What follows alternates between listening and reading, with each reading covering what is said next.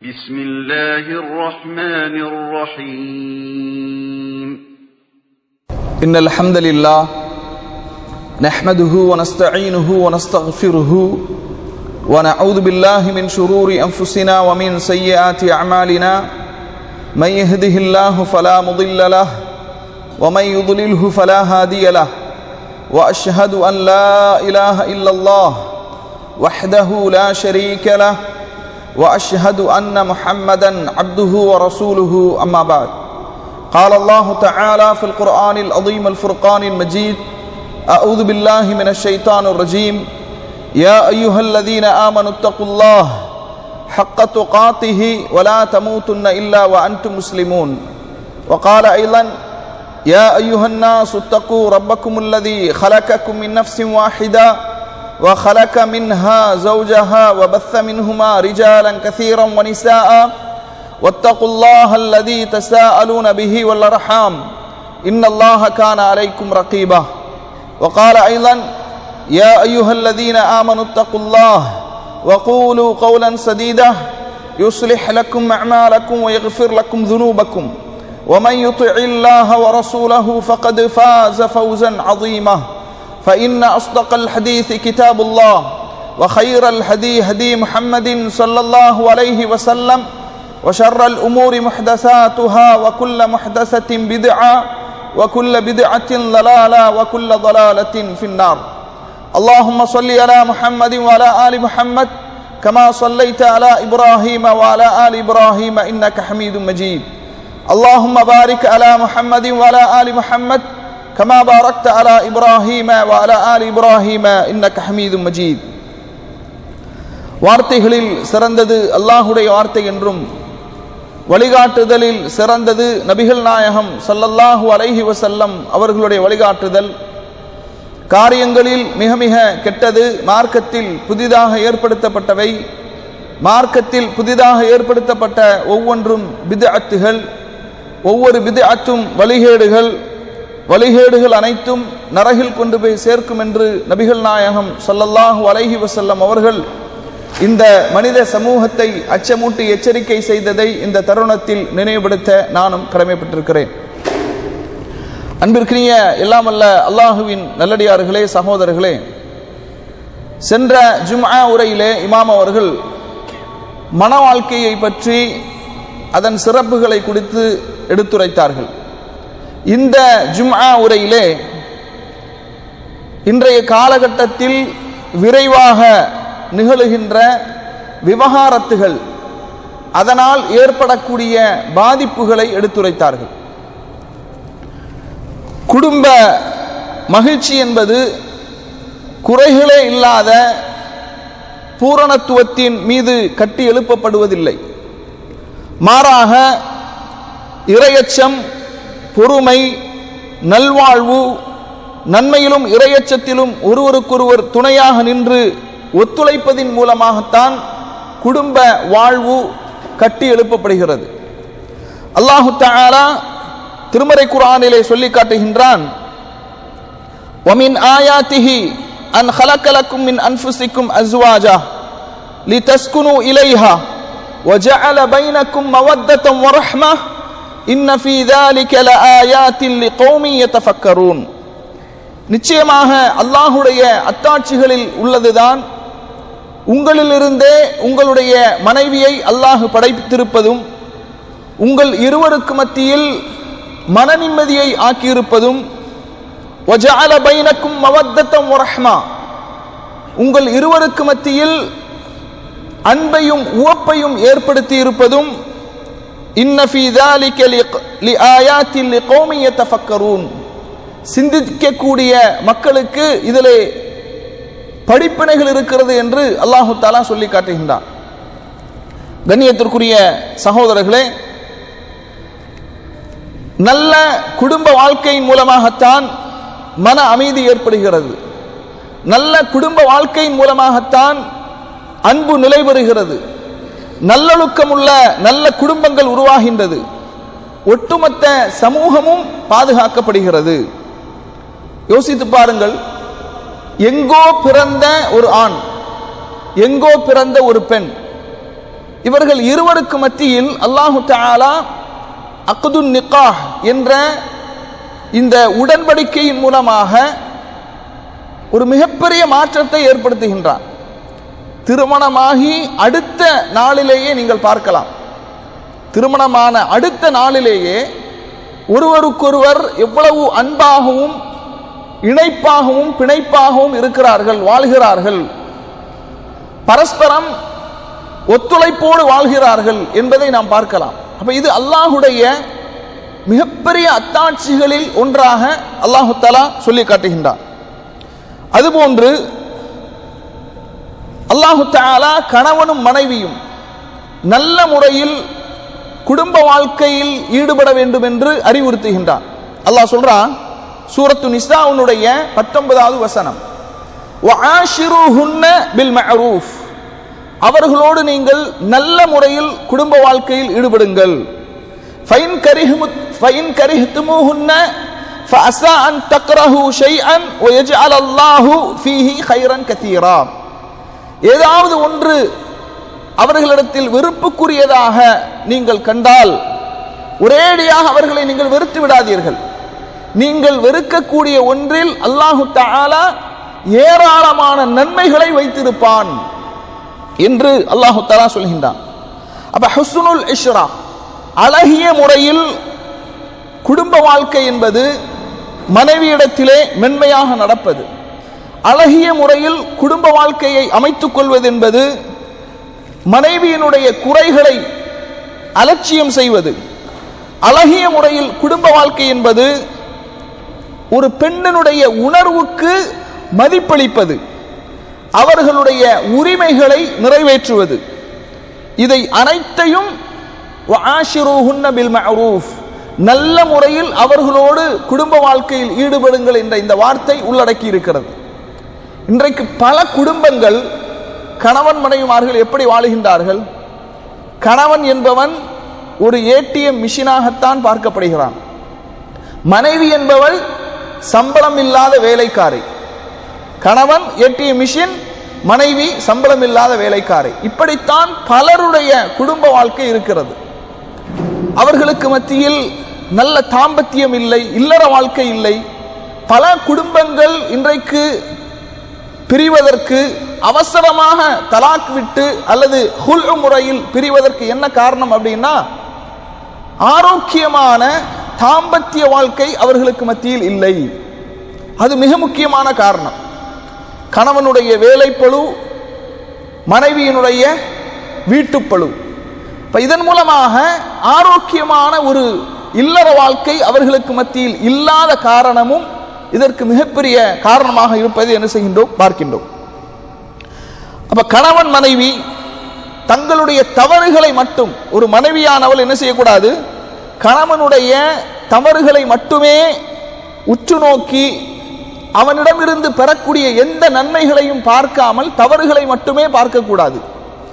அதுபோன்றுதான் ஒரு கணவனும் மனைவியினுடைய குறைகளை மட்டுமே பார்ப்பது. அவனுக்கு செய்த உபகாரங்களை அல்லது அவனுக்கு செய்த பணிவிடைகளை இதையெல்லாம் பார்க்காமல் அலட்சியப்படுத்தி வேகமாக சிறு சிறு பிழைகளுக்காக, சிறு சிறு தவறுகளுக்காக கணவனும் மனைவியும் என்ன செய்கின்றார்கள், பிரிந்து விடுகின்றார்கள். நபி ஸல்லல்லாஹு அலைஹி வஸல்லம் அவர்கள் சொன்னார்கள், லா யஃப்ருகு முஃமினுன் முஃமினத்தன் இன் கரிஹ மின்ஹா ஹுல்கன் ரலிய மின்ஹா ஆகர். அல்லாஹ்வுடைய தூதர் சொல்றாங்க, ஒரு முஃமினான கணவன் தன்னுடைய முஃமினான மனைவியை முழுமையாக வெறுக்க வேண்டாம். அவளிடத்திலே ஒரு குணம் பிடிக்காவிட்டாலும் இன்னொரு குணம், மற்றொரு குணம் அவனுக்கு பிடிக்கும் என்று ரசூலுல்லாஹி ஸல்லல்லாஹு அலைஹி வஸல்லம் அவர்கள் சொன்னார்கள் என்ற செய்தியை பார்க்கின்றோம். எனவே இது திருமண வாழ்க்கையின் ஆகப்பெரும் தராசுகளில் முக்கியமான அளவுகோல்களில் ஒன்றாக பார்க்கின்றோம். நற்குணங்களை உற்று நோக்குவதும் சில தவறுகளை, சறுக்கல்களை கண்டும் காணாமலும் புறக்கணிக்க வேண்டும். நூல் பிடித்த போன்று யாரும் வாழ முடியாது. எல்லோரிடத்திலும், ஆண்களாக இருந்தாலும் பெண்களாக இருந்தாலும் கணவனாக இருந்தாலும் மனைவியாக இருந்தாலும் பிள்ளைகளாக இருந்தாலும் எல்லோரிடத்திலும் சில பலகீனங்கள், குறைபாடுகள் இருக்கத்தான் செய்யும். நூல் பிடித்ததை போன்று யாரும் என்ன செய்ய முடியாது, தவறுக்கு அப்பாற்பட்டவர்கள் அல்ல. அல்லாஹு தஆலா அப்படி மனிதர்களை படைக்கவும் இல்லை. குலிகல் இன்சான தஈஃபா, மனிதன் குலிகல் இன்சானு தஈஃபா, மனிதன் பலகீனமாக படைக்கப்பட்டிருக்கிறான் என்று அல்லாஹு தஆலா சொல்கின்றான். அப்ப குறையே இல்லாத முழுமையான ஒரு வாழ்க்கை இந்த உலகத்தில் யாரிடத்திலும் இருக்காது. இமாம் அவர்கள் தகாஃபுல் என்ற ஒரு வார்த்தையை சொன்னார்கள். தகாஃபுல் என்று சொன்னால் குடும்ப வாழ்க்கையில் மனைவியினுடைய சிறு தவறுகள் நமக்கு தெரிந்திருந்தாலும் குடும்ப அமைதிக்காக வேண்டி அவற்றை வேண்டும் என்றே நாம் என்ன செய்ய வேண்டும்? அலட்சியம் செய்து பெருந்தன்மையோடு வாழ வேண்டும். அலட்சியம் செய்து, தவறுகளை அலட்சியம் செய்து, பிழைகளை அலட்சியம் செய்து பெருந்தன்மையோடு வாழ வேண்டும். இன்றைக்கு சில குடும்பங்கள் ஆட்படுத்தப்பட்டிருக்கும் ஆகப்பெரிய சோதனைகளில் ஒன்று, விரைவாக தலாக்கு விடுவதில் அவர்கள் அவசரம் காட்டுகின்றார்கள். சிறிய கருத்து வேறுபாடுகள் ஏற்படும் கூட அதையே தலாக்கைத்தான் முதல் தீர்வாக கொண்டு வருகின்றார்கள். தலாக்குக்கு முன்னால எத்தனையோ படித்தரங்களை இஸ்லாம் சொல்கின்றது.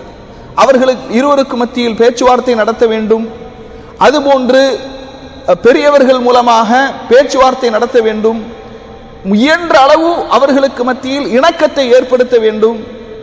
எல்லாவற்றையும் விட பெரிய தவறுகளுக்காக இனிமேல் இவர்கள் இருவரும் சேர்ந்து வாழவே முடியாது என்று ஒரு கட்டம் வரும்போதுதான் தலாக்கை தீர்வாக இஸ்லாம் என்ன செய்கின்றது? சொல்லுகின்றது. கண்ணியத்திற்குரியவர்களே, இந்த தலாக் என்பது ஒரு மனிதனுடைய வாழ்க்கையில் ஒரு தீர்வாக அமையாது. இந்த தலாக் என்பது கோபத்தின் தருணத்திலே ஒரு மனிதன் எடுக்கக்கூடிய அவசரமான ஒரு முடிவு.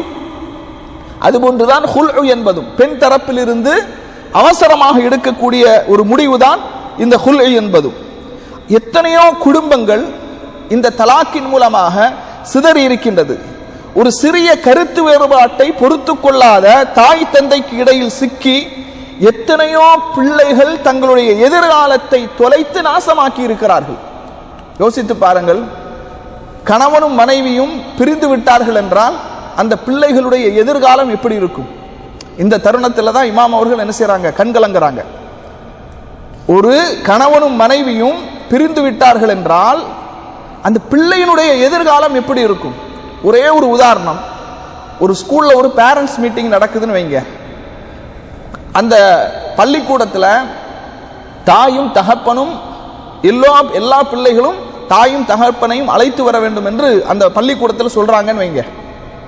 அப்போ இந்த தலாக் விடப்பட்ட அல்லது ஹுல்உ மூலமாக பிரிந்த ஒரு தம்பதியினர் யாராவது ஒருத்தர் மட்டும்தான் அங்க போக முடியும். ஒன்றில் கணவனிடத்தில் அந்த பிள்ளை இருந்தால் கணவன் செல்வான், மனைவி இடத்தில் அந்த பிள்ளை இருந்தால் மனைவி மட்டும் செல்வாள், கணவனால் செல்ல முடியாது.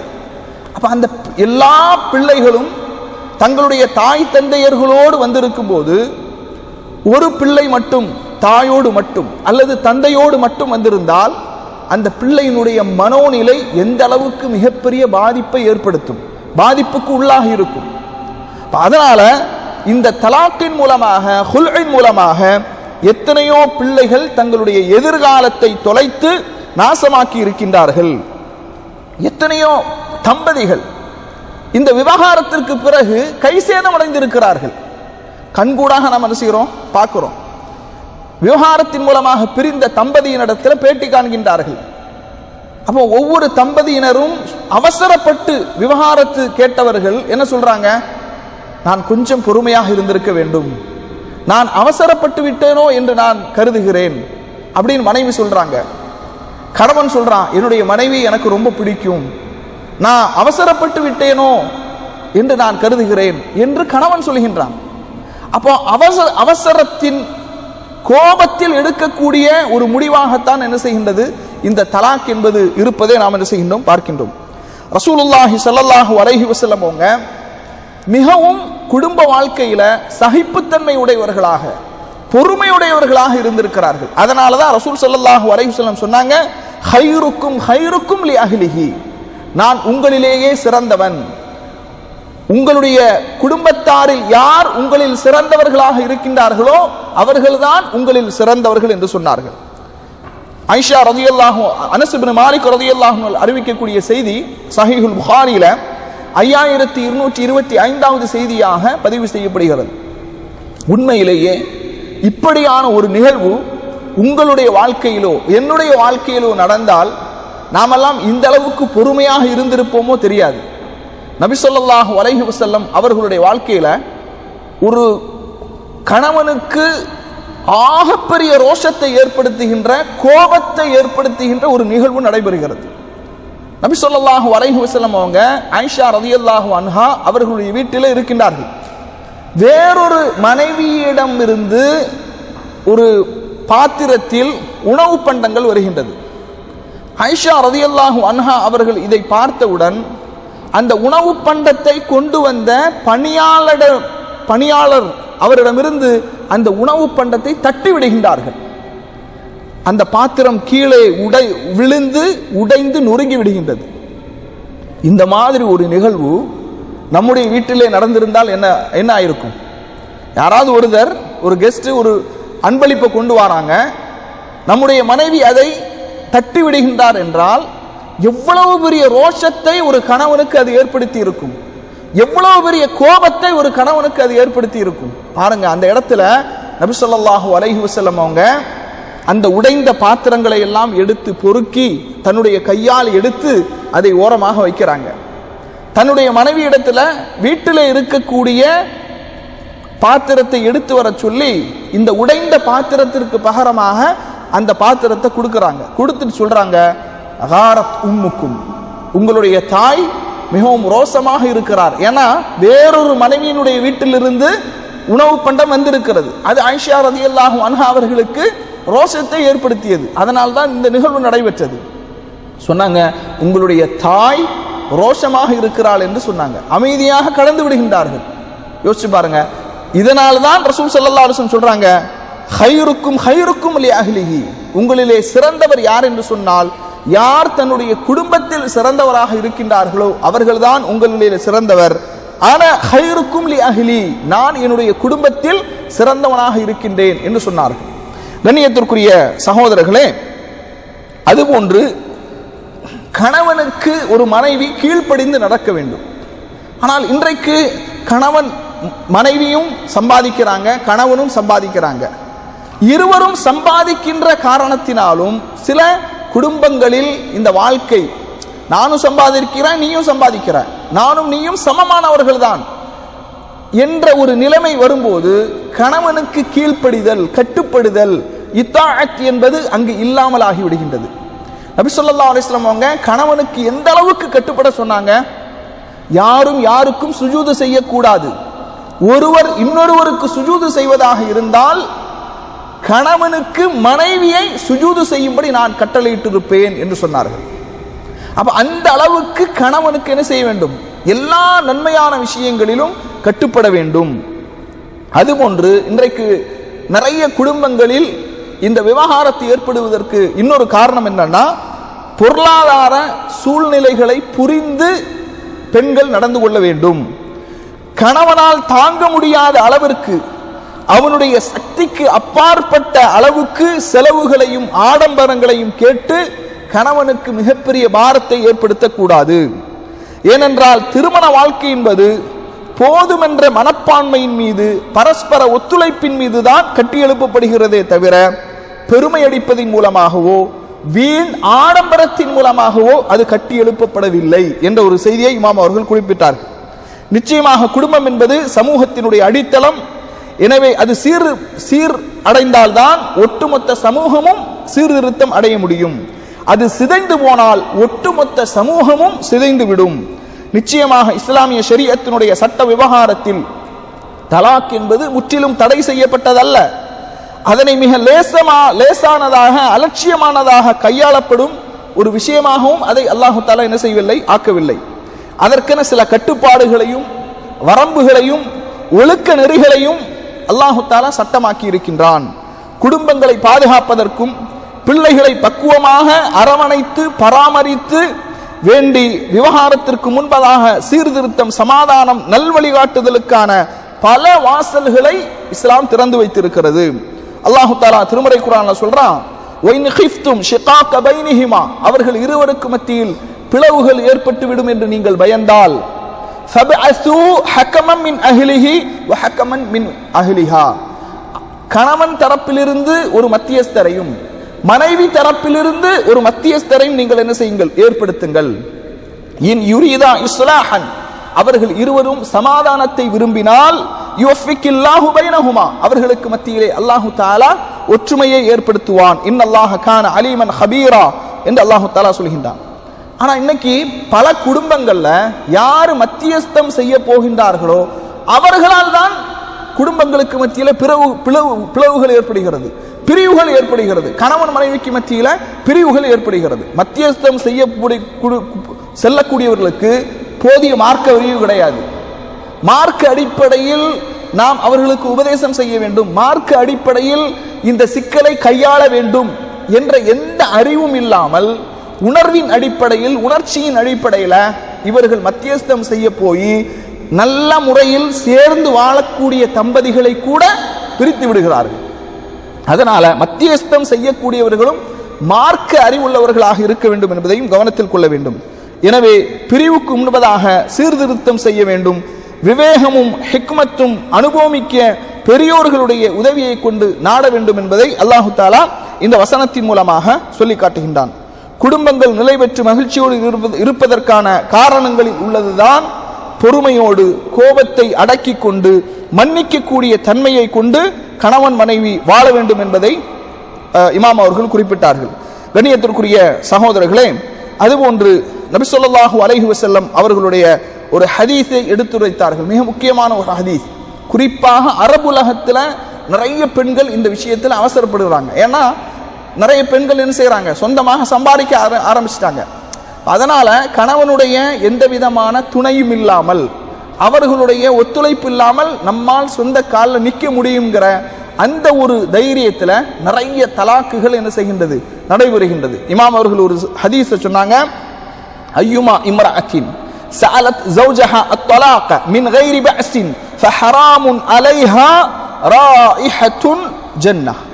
அல்லாஹ்வுடைய தூதர் ஸல்லல்லாஹு அலைஹி வஸல்லம் சொல்றாங்க, எந்த ஒரு பெண் கணவனிடம் எந்த விதமான குற்றத்தையும் எந்த விதமான காரணமும் இல்லாமல் விவாகரத்து கேட்கிறாளோ அவள் சுவனத்தின் நறுமணத்தை கூட அவளுக்கு அது ஹராமாக்கி விடுகிறது என்று ரசூலுல்லாஹி ஸல்லல்லாஹு அலைஹி வஸல்லம் அவர்கள் சொன்னார்கள் என்ற செய்தி என்ன செய்கின்றோம், பார்க்கின்றோம். அப்ப அதனால கண்ணியத்திற்குரிய சகோதரர்களை, அவசரமாக எடுக்கக்கூடிய விவாகரத்து முடிவினால் மிகப்பெரிய பாதிக்கு உள்ளாக்கக்கூடியவர்கள் அவர்களுடைய பிள்ளைகள். அவர்கள் மிகப்பெரிய மன உளைச்சலுக்கு ஆளாகின்றார்கள். மன அமைதியற்றவர்களாக, ஸ்திரத்தன்மை பாதுகாப்பற்றவர்களாக, குடும்பத்தின் பாச பிணைப்பிலிருந்து விலகியவர்களாக, வஞ்சிக்கப்பட்டவர்களாக அந்த பிள்ளைகள் வளரக்கூடும். இவர்களுக்கு இந்த பாதிப்பு என்பது கடைசி வரைக்கும் அவர்களுடைய வாழ்க்கையில் ஒரு மிகப்பெரிய வடுவாக இருந்து கொண்டே இருக்கும். திருமணத்தில் ஒரு பிள்ளை சின்ன பிள்ளையாக இருக்கும்போது தாயும் தந்தையும் பிரச்சனை ஏற்பட்டு பிரிந்து விடுகிறார்கள் என்று வைத்துக் கொள்வோம். அவர்கள் பெரிய பிள்ளையாகி திருமணம் செய்யும் போது கூட அந்த பாதிப்பு அவர்களுக்கு இருக்கும். மரணிக்கின்ற வரை அந்த பாதிப்பு அவர்களுக்கு இருக்கும், அந்த வடு அவர்களுக்கு இருக்கும், இருந்து கொண்டே இருக்கும். அதைத்தான் இமாம் அவர்கள் என்ன செய்தாங்க, சொன்னாங்க. எனவே கணவனும் மனைவியும் தங்களுக்கு மத்தியில் அல்லாஹுவை பயந்து பேணி நடக்க வேண்டும். திருமண வாழ்க்கை என்பது சிரமங்களோ அல்லது சோதனைகளோ இல்லாத ஒன்றல்ல என்பதை இருவரும் நன்கு அறிந்து கொள்ள வேண்டும். குடும்ப மகிழ்ச்சி என்பது குறைகளே இல்லாத பூரணத்துவத்தின் மீது கட்டி எழுப்பப்படவில்லை, மாறாக அது இறையச்சத்தின் மீது எழுப்பப்பட்டிருக்கிறது, பொறுமையின் மீது எழுப்பப்பட்டிருக்கிறது, நல்ல ஹுஸ்னுல் இஷ்ரா அழகிய நல்வாழ்வின் மீது அது எழுப்பப்பட்டிருக்கிறது. இதையெல்லாம் ஒருவருக்கொருவர் துணையாக நின்று ஒத்துழைப்பதன் மூலமே இந்த திருமண பந்தம் கட்டி எழுப்பப்படுகின்றது. அல்லாஹும் அஸ்லிஹ் அஹ்வாலல் முஸ்லிமீன், முஸ்லிம்களுடைய அந்த நிலைகளை அல்லாஹ் சீராக்குவானாக. وألف بين قلوب الأزواج والزوجات واجعل بيوتنا عامرة بالمودة والرحمة والإيمان. யா அல்லாஹ், முஸ்லிம்களின் நிலைகளை நீ சீர் செய்வாயாக. கணவன் மற்றும் மனைவியின் உள்ளங்களுக்கு மத்தியில் அன்பையும் இணக்கத்தையும் ஏற்படுத்துவாயாக. மேலும் எங்களுடைய இல்லங்களை உன் மீதான ஈமானை கொண்டு, பேரன்பை கொண்டு, கருணையை கொண்டு செழிப்பானதாக, அமைதி நிறைந்ததாக ஆக்குவாயாக. அல்லாஹும்ம அஸ்லிஹ் துர்ரியாத்தினா வஹ்ஃபல் அப்னாஅனா வ பனாத்தினா வஜன்னிபுஹும் அஸ்பாபல் ஃபுர்கத்தி வஷ்ஷிகாக்.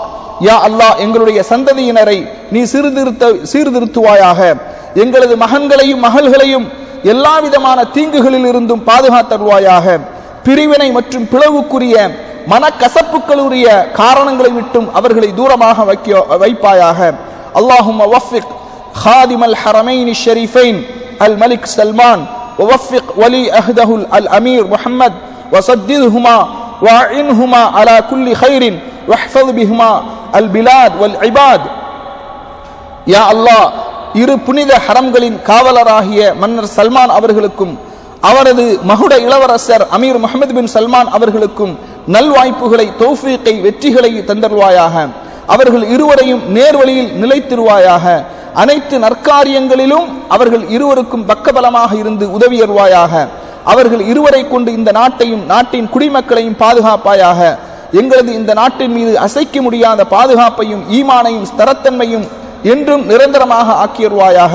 நிச்சயமாக நீ பிரார்த்தனையை செவியேற்கக்கூடியவனாக, அவற்றுக்கு பதிலளிப்பவனாக இருக்கின்றாய் என்று இமாம் அவர்கள் இந்த உரையை நிறைவு செய்தார்கள். வாஹிரு தஅவானா அனில் ஹம்துலில்லாஹி ரப்பில் ஆலமீன்.